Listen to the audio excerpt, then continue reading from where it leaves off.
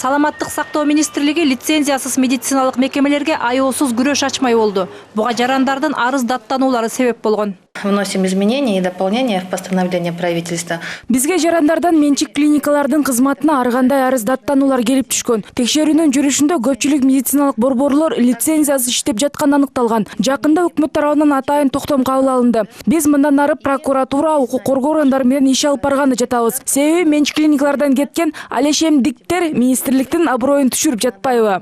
Министрликтин мындай аракетин профессор Эрнест Акрамов да колдойт. Атүгүл ал менчик мекемелер дарылабастан жөн гана дартты аныктап, консультация берүү менен чектелүүгө тийиш дейт. Анын пикиринде мамлекеттик мекемелерде дарылануу кыйла коопсуз. Но каждый не может, допустим, открыть и заниматься этим делом.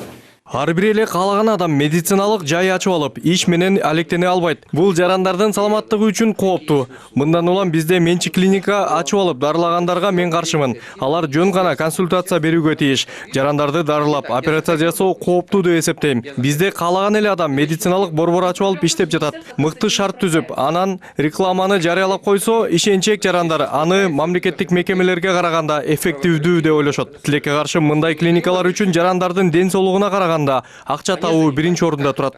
Республика боюнча менчик негизде иштеп жаткан клиникалардын саны 40-ка чукул. Бул расмий каттоого тургандары гана. Ал эми каттоосуз жана лицензиясыз иштеп жаткан мекемелердин так санын эч ким билбейт. Алардын баарын текшерүүгө шартта чектелүү. Себеби саламаттыкты сактоо министрлигинде бул багытта иштеген 2 гана кызматкер бар. Анын үстүнө текшерип, кайсы бир мекеме талаптарга жооп бербейт деп аныкталганы менен аларды жоопкерчиликке тартууга министрликтин укугу жок. Невозможно проверить частную клинику. Приходишь и знаешь, что... Бизде лицензияны көзөмөлдөөчү мүмкүнчүлүктөр жетишсиз. Анын үстүнө аларды 10 күн мурда алдын ала эскертүү берип туруп, анан текшерүү керек. 10 күнүн ичинде албетте катуу даярдык көрүшөт. Анын үстүнө бул ишке салык кызматы, каржы полициясы, бажы кызматы да киришүүсү зарыл. Бирок аларды толук көзөмөлдөө мүмкүн эмес. Лицензиясынын мөөнөтү бүткөнүн аныктаган күндө деле механизм иштебейт. Бул үчүн атайын 11 кишиден турган лицензиялык комиссия түзүлгөн. Анын иштеп жатканына 2 жылдан ашты. Бирок эмнегедир лицензиясыз иштеп жаткан клиникалардын саны азайган жок. Мээрим Ташыбекова, Бакыт Кошалиев, НТС.